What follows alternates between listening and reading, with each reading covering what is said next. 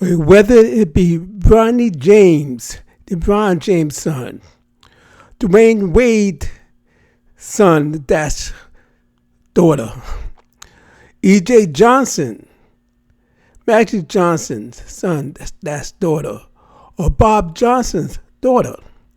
They all are in error and stray from the path of righteousness. They all are in the wrong.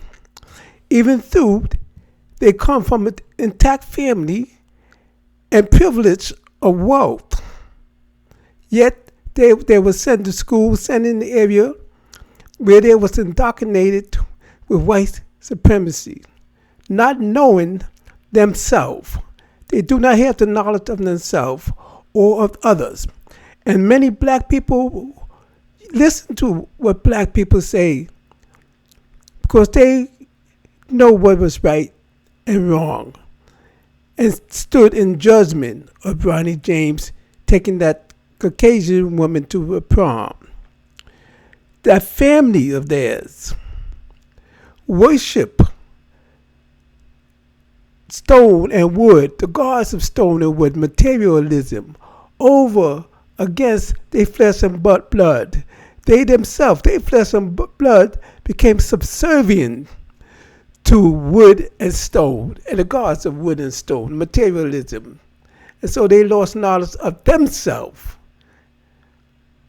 and took on the knowledge of the Caucasian people indoctrinated with. So they lost. And there's black people who wanted them to be saved, do not want to see them lost, because it reflects on us as a people. But we have to cut them off from among us. They lost, veering from the path of righteousness, worshiping wood and stone, materialism, the gods of wood and stone, over above flesh and blood, not knowing the knowledge of themselves. Even though they became wealthy and rich, but this children has been the sacrifice. Straying from the path. Straying from the path.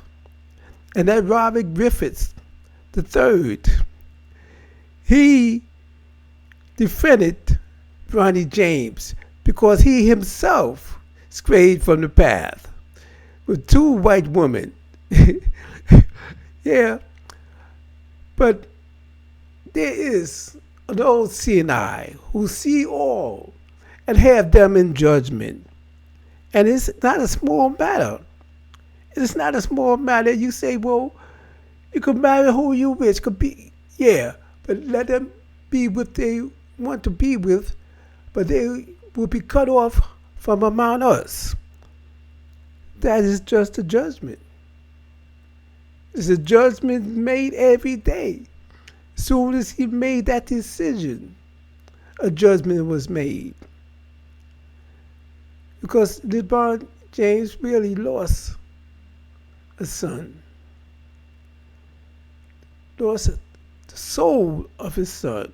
He wanted to do good by him.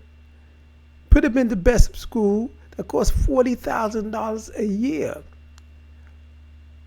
But not remembering about the boy's soul, give him a strong knowledge of himself.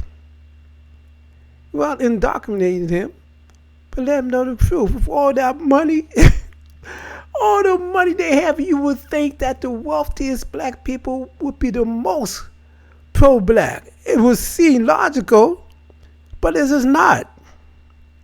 So that is something to consider. Why would people have the privilege to get the knowledge, to travel?